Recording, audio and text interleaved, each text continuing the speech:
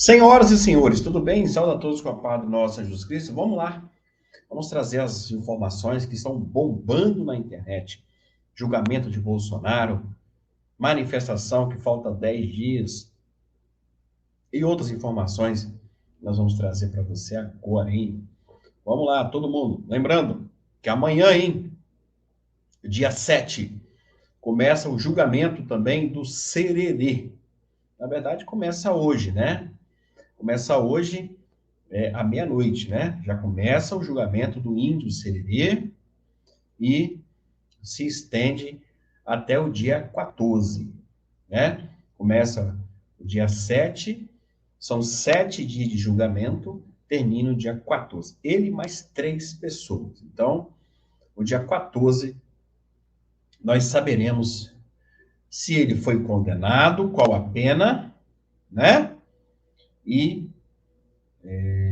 se ele talvez também possa ser absolvido. A gente nunca sabe, né?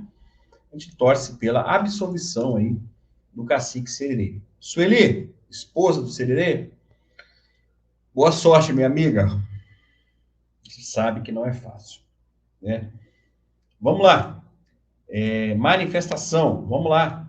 A Bia Kicis está falando agora. Vamos lá. Amigos, aqui deputada Bia Kicis, presidente do PL do Distrito Federal. Quero informar vocês que no dia 16 de março estarei em Copacabana, junto ao nosso presidente Bolsonaro. Não estamos organizando nenhuma manifestação aqui em Brasília, que pode ocorrer organizada por outras pessoas. Porém, eu não tenho essa informação. Estarei lutando pelos presos políticos em Copacabana. Vamos lutar pela anistia. Essa pauta é muito importante. Nós precisamos trazer justiça aos presos políticos. Onde quer que você esteja, vamos lutar juntos pela anistia. Olá, meus queridos. Aí, então. O foco é Copacabana. Daqui a pouco nós vamos falar da nova briga entre Lula. Todo dia o Lula arruma uma briga com o Trump, né? Todo dia. Mas não tem como o Lula ganhar. Não vamos falar por quê. Agora há pouco, hein? Vamos falar sobre isso em instantes. Vamos falar do julgamento, então, de Jair Messias Bolsonaro. Vamos lá. Você conhece também o Supremo Tribunal Federal. Eu apurei com a defesa de Jair Bolsonaro que eles devem ir por 2 linhas. A primeira delas, a postura, principalmente, de Alexandre de Moraes durante a delação premiada de Mauro Cid, que ele teria, na verdade, tido uma postura um pouco enfática demais do que poderia ter como um juiz, como um magistrado. A segunda linha que deve ser argumentada é de que não havia plano de golpe quando se discutia aquele decreto de estado de defesa. Lembrando, o estado de defesa ou estado de sítio só aconteceria se tivesse uma convulsão social, que não havia naquela época. Essas 2 teses têm potencial de convencer o Supremo Tribunal Federal ou são muito frágeis? Olha, Uribe, primeiro uma boa tarde para você, para Clarissa, para o Pedro, todos que estão conosco hoje nessa quinta-feira. No Supremo Tribunal Federal, Uribe, a avaliação é de que a defesa do ex-presidente Jair Bolsonaro, de fato, vai ser bastante enfática, né, em tentar, de alguma maneira, descredibilizar a atuação do ministro Alexandre de Moraes, né, tem sido uma recorrente nas manifestações da defesa. É claro que também a defesa vai falar, né, deve falar que não teve acesso, por exemplo, à íntegra da delação premiada de Mauro Cid antes, né, de poder contestar, né, a contento ali, com um prazo satisfatório, toda essa denúncia aí da Procuradoria-Geral da República, mas como disse a Clarissa, Uribe, isso ainda é uma manifestação bastante preliminar, né, a defesa ainda depois, na fase da ação penal, considerando que há uma tendência bastante clara para que de que o Supremo receba a denúncia e abra a ação penal contra os réus, as defesas vão ter, nesse momento da ação penal, novas oportunidades de apresentarem manifestações, de indicarem, por exemplo, testemunhas, o que pode vir a corroborar, né, as teses dessas defesas, desses advogados. Depois ainda tem uma etapa mais para o final do processo, que são as alegações finais, que é uma espécie de memorial, né, extenso, com todo o percurso, né, dessa investigação, com todas as versões, né, e contestações por parte da defesa, e também tem, por fim, lá as sustentações orais, obviamente, no dia do julgamento. Então, vão haver novas oportunidades, né, de que as defesas possam se manifestar. Claro que já é esperado que todas elas contestem a denúncia, né, se insurjam contra as acusações. Até a nossa repórter Isabela Cavalcante estava nos mandando aqui um resumo do que cada defesa já apresentou de argumentação até agora. Como disse a Gabriela Veras, foram 5. Agora até chegou mais uma que eu vi, que ainda não é a do ex-presidente Jair Bolsonaro, mas foram 5 ou 6 que já entraram no processo, e a gente vê que cada um tem uma unidade nessas manifestações, mas cada um vai numa linha, né? Uns afirmam que o STF não é competente, que como essas pessoas não têm foro por prerrogativa de função, isso deveria estar na primeira instância. Outros negam o envolvimento com a tentativa de golpe. Outros afirmam que até participaram de reuniões, mas não se engajaram nessa aventura golpista. Então, cada um está indo por uma linha particular. Em relação aos ritos do julgamento, Uribe, a data para o julgamento da denúncia está nas mãos do ministro Cristiano Zanin, que é o presidente da primeira turma, é o colegiado que vai julgar a denúncia, e Zanin, então, cabe a ele, como presidente do colegiado, incluir essa denúncia no calendário de julgamentos, né? Isso ainda é uma etapa posterior. Agora todas as defesas vão chegar ao Supremo entre hoje e amanhã. Com isso, o ministro Alexandre de Moraes vai reunir todas elas em um único bloco, vai enviar o ministro Alexandre de Moraes, vai enviar a Procuradoria-Geral da República para que Gonê também possa se manifestar em 5 dias, e aí há uma expectativa de que essa denúncia seja julgada aí na última semana do mês de março. Cabe a Zanin marcar a data, mas claro que já tem havido uma articulação aí com o ministro Alexandre de Moraes para que tão logo o processo esteja liberado, isso não demore. Quem é o presidente agora, pessoal? Ela falou muito do Zanin, porque o Zanin, ele é o presidente agora da primeira turma. Não é mais o Moraes. Porque ali é igual o presidente do Supremo, que agora é o Barroso, mas é 2 anos também. Então agora passou para o Zanin. O Moraes, ele é o relator, né? Ele não é presidente da primeira turma. Mas ele está trabalhando, né?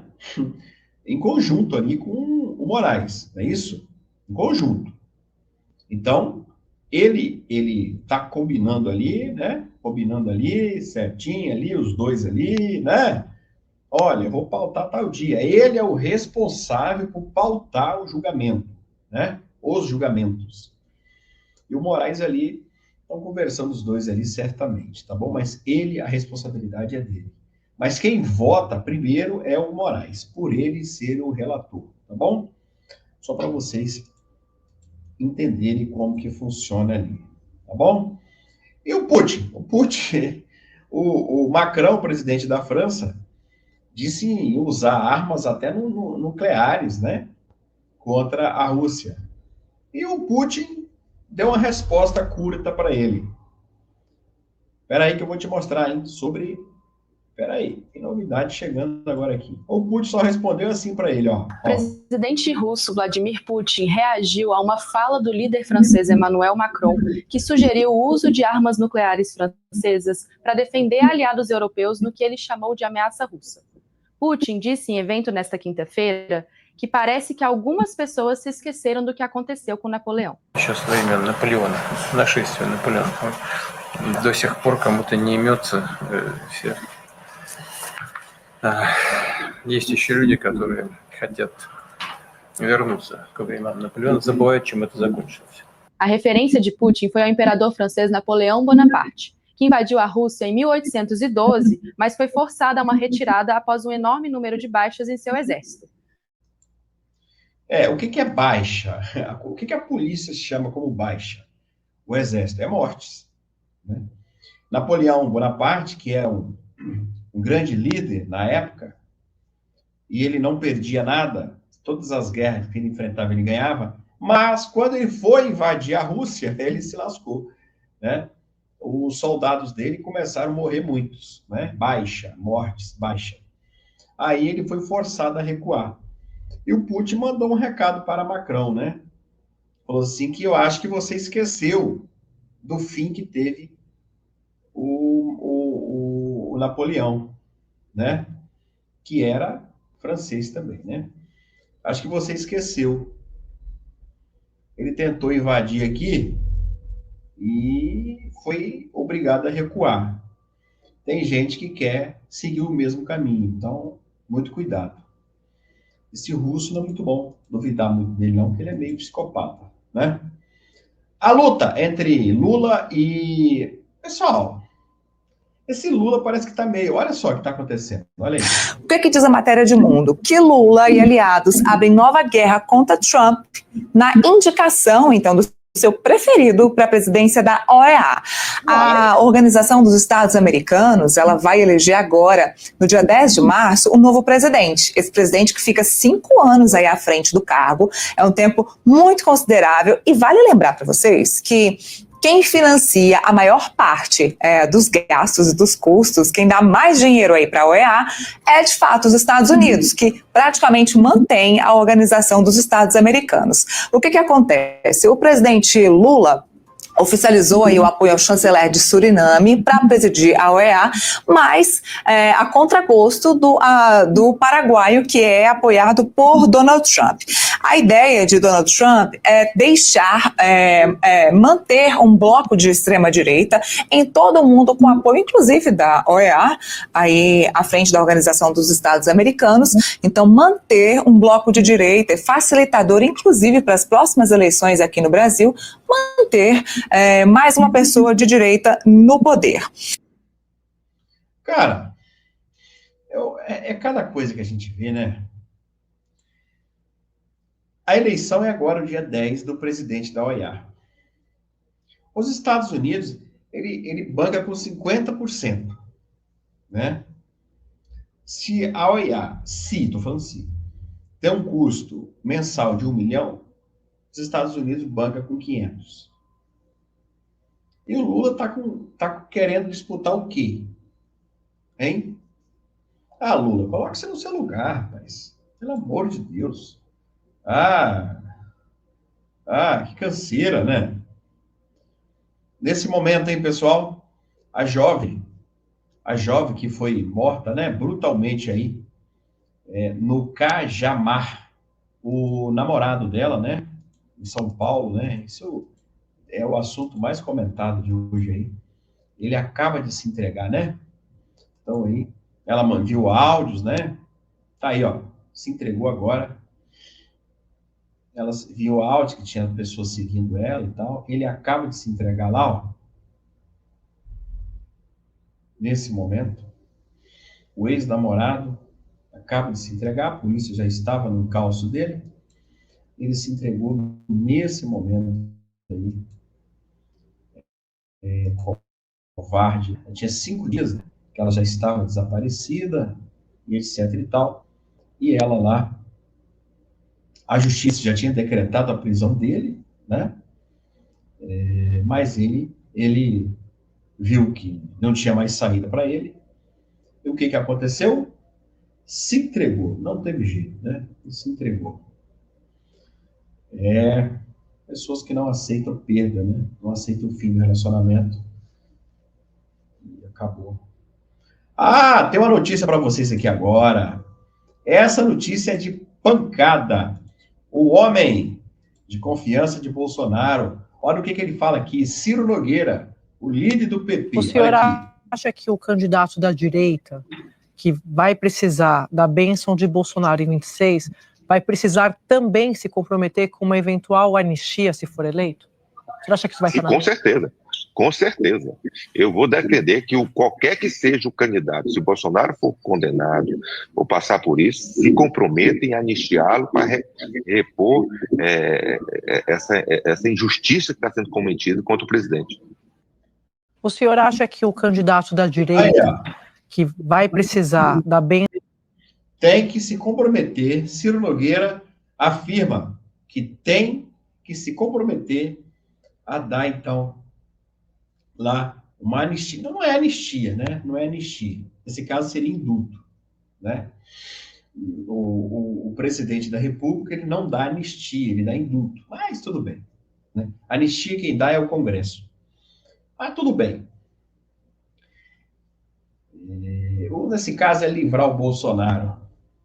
Eu falei para vocês que se fracassar tudo, Nós temos que eleger alguém forte. Não foi isso que eu falei para vocês? Eleger alguém forte, com coragem. Para quê? Para indutar, esse é o nome que se diz, indutar o Bolsonaro no 1º de janeiro de 2027. Pronto. É isso que nós precisamos fazer. Eleger alguém de coragem. E esse alguém tem que ser escolhido a dedo. E eu estou cada vez mais convicto que esse nome, se tudo der errado, estou falando, tá, pessoal? Se tudo der errado, nossos planos, esse nome, para mim, estou falando para mim, viu, pessoal? Particularmente, chama-se Eduardo Bolsonaro. Para mim, viu, pessoal? Claro, se tiver outro nome da direita, é óbvio que não vou votar. Mas eu hoje vejo o Eduardo Bolsonaro como uma pessoa que tem coragem para fazer isso. Eu vejo. Ah, Marcelo, mas eu acho que não tem problema, gente. Não tem problema. É de direita? É. Então, tudo bem.